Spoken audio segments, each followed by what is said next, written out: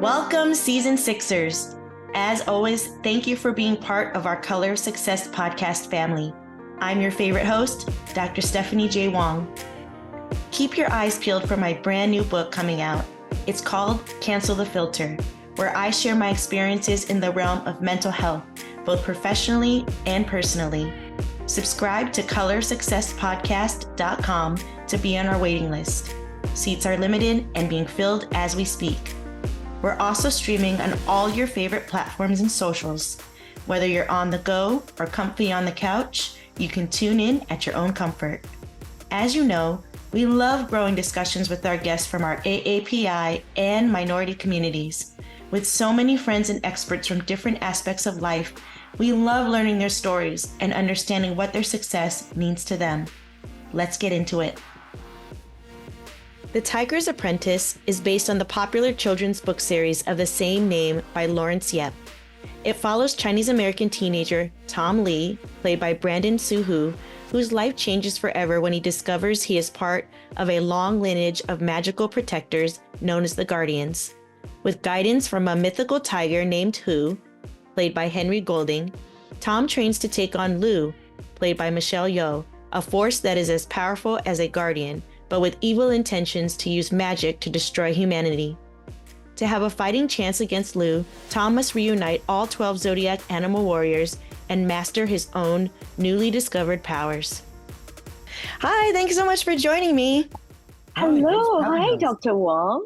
Thank you so much. The name of your podcast is so cool, Colors of Success. Oh, thank you. Oh my God, it's so interesting. If I can close my eyes and hear your guys' voices, like I can picture the characters. Oh, yay. That's perfect. So thank you so much to Soo Hoo and Kheng Hua for coming on the show today on Color of Success. I'm so grateful for you to be here. It's a pleasure and an honor, yes. Yes. I'm super excited to actually interview the Tiger's Apprentice, Tom. I'll start with Brandon. What was it like portraying this character, and what challenges did Tom face in the movie? I mean, it was a journey, first of all. I mean, we were recording this over a good amount of years. I think it took us like 3 years of recording this. So I felt like it gave me a lot of time to really get to know this character. So in a lot of ways, this character became Brandon, and Brandon started taking on a lot of Tom qualities. So at a certain point, it was like, I don't really know how to differentiate between the two, but yeah, it was an incredibly great experience. Most of it was with just me and the creative team behind in the booth and behind the Zoom calls, because we were doing this all in isolation, me and the rest of the cast. It was mostly just, we were all doing it on our own. So the process was a really fun, experiment and journey of just like being able to work on my own craft in the booth. And yeah, really getting to know the rest of the creative team, like Ramen and Young Duck and Carlos, and everyone back there was just, really fabulous to work with. So overall, A+ experience. Wow, and that's very Asian to say. You got an A+, so I think people will be proud. Not an A-. Yeah. We watched this with the family, and my mom's favorite character is Mrs. Lee, and so I'm wondering, how was it portraying Mrs. Lee, and how would you describe her? I think playing mothers and playing grandmothers, immediately the roles that I just am drawn to. In my real life, being a daughter and being a mother, and hopefully soon, I think being a grandmother has been the most natural. Those are the roles in my life, being a mom, that I am most proud of, and strangely enough, a lot of media portray the difficulties of parenting. But for me, being a mother has always been so organic and so enjoyable. And so much of that, I think, is because of the natural chemistry between my daughter and myself. When I looked at the relationship between Mrs. Lee and her grandson, I did feel that same deep, natural rapport and understanding that the two of them have. I immediately could see, and of course the script ran through many different drafts, as all good scripts necessarily need to go through. But I could see immediately that the creative team wanted to showcase a very unspoken bond between the grandmother and the grandson. I love that. I have an unspoken bond with my mom. I have a very unspoken bond with my own daughter. And so it was a joy to be able to bring all of this, you know, into the character and to highlight some of the best pleasures of multi-generational relationships. Absolutely. And that matriarchal energy shines through so much in your character. It definitely, like, I feel like everyone who meets you feels a sense of like, oh, I feel like I'm home with my own family. I feel like you're all of our mamas, you know? And I'm very happy to be all of your mamas and all of your grandmas. I'm very happy. They all call me Mama Kheng, and I feel nothing but pride and joy to be given that honor. Yeah, there's just such this warm, protective energy that you express, and I'm like, it comes so naturally for you. Well, Brandon, Lunar New Year is right around the corner, Year of the Dragon. And I'm wondering if you can tell us a little bit more how the Chinese Zodiac comes into play, how important it is to your character and the movie. Absolutely. For me, the Chinese Zodiac is something that I've always grown up with. My parents would tell me about like the characteristics of the pig, which is my zodiac, So being cute, by the way, in the movie. yeah, Yeah. the spinning power that it had was so Yes. funny. But yeah, I grew up just hearing a lot of stories about like pigs are like this, and my sister was a rooster, and my dad was a tiger, which he absolutely has all the characteristics of a tiger. Kang and my father have that in common. Wow. Um, but yeah, it was always something that was like kind of just part of my life, and I never really thought of it as something that was particularly just like, oh, this is something because I'm an Asian family. But I was just like, oh, doesn't everyone just celebrate with the zodiacs in their life? So yeah, it's always been kind of just around in my childhood. So, Mama King, Yeah. it's really hard to turn off my psychologist hat when I'm watching movies. I try really hard, but there's a lot of themes of grief, resilience, love. It's way more complicated than it looks like. We're like, oh, we're watching like a feel good animated movie, but those themes really do shine through. How do you think the cast helped in terms of portraying those themes and communicating it to the audience? Mm. Well, the first thing I want to say is I met many of the cast members for the first time in real life, despite the fact that all of us have been working on this project for 3 years. I only met them for the first time when we all came together for the premiere. And the first thing I want to say is the warmth, humility, generosity, and down to earth quality of every single member of the cast. And of course, even though Michelle and Henry were not in the premiere party, of course, I know them from Crazy Rich Asians, and they are warm and down to earth and generous and humble as people. That sensibility, I feel, comes through in the fact that all of us portray a group of characters that are telling a story about an aspect of a culture that can be quite abstract to a lot of people here in North America. I feel it is important to be in touch with your heart when it comes to telling some of these stories. And I really felt that in the cast. I mean, when we all saw each other for the first time, I can immediately feel that these are not just great talents, these are really wonderful people.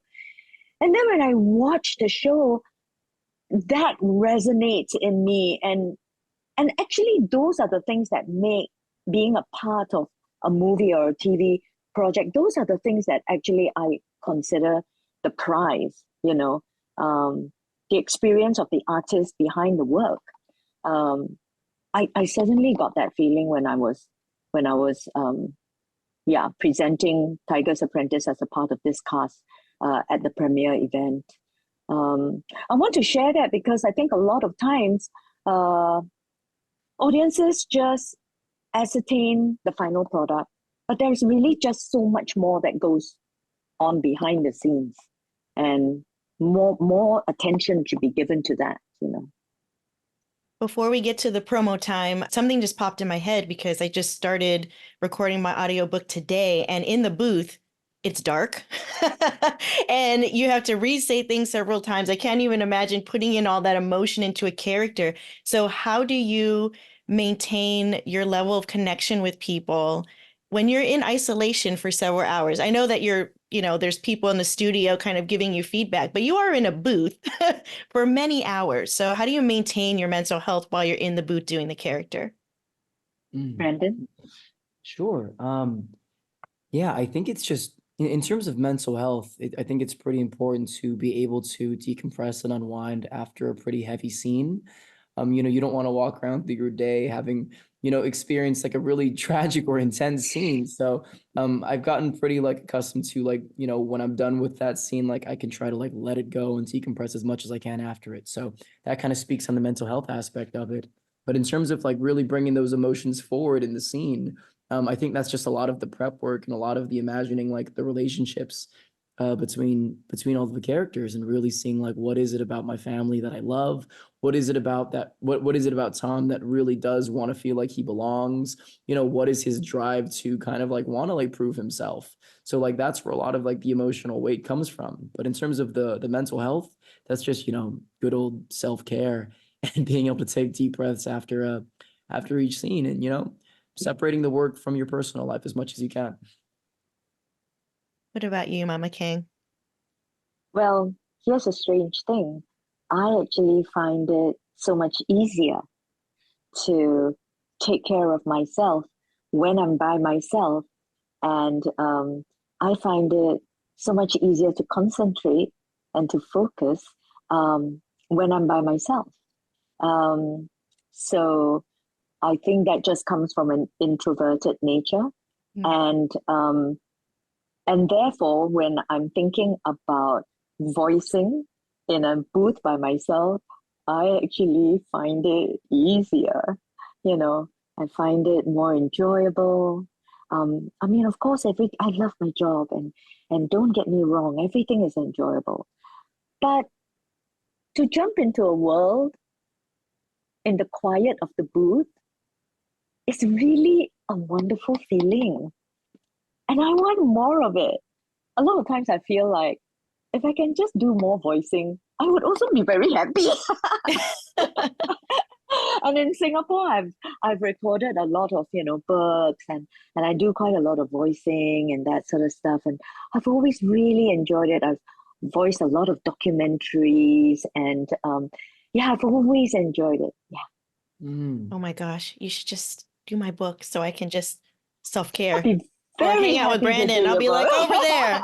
Yeah. We're gonna go hang out while Mama Kheng gets in the booth. Well, I wanted to leave some time for promo for each of you. Why do you think folks should watch this movie, Tiger's Apprentice? Because if you like having fun, if you like stories that, bring you closer to your family, if you like hearing stories about API culture or just beautiful universal stories, if you like, kick-ass visuals, then those are all reasons to watch this movie, because I think there's a little bit of something in it for all of you guys. For me, Tiger's Apprentice brings back that good old-fashioned style of viewing where the entire family can sit in front of your television and watch a show together, have a shared experience, to laugh and cry together and watch it all at the same time. And then when it ends, to over a meal or over snacks, talk about it and share each other's experience about it.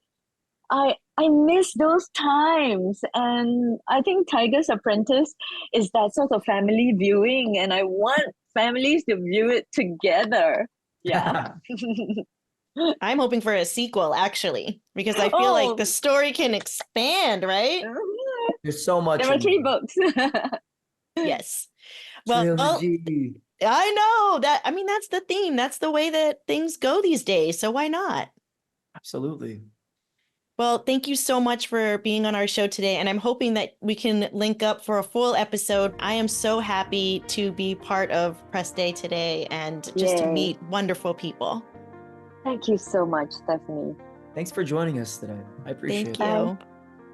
you. Tiger's Apprentice is now streaming live on Paramount Plus.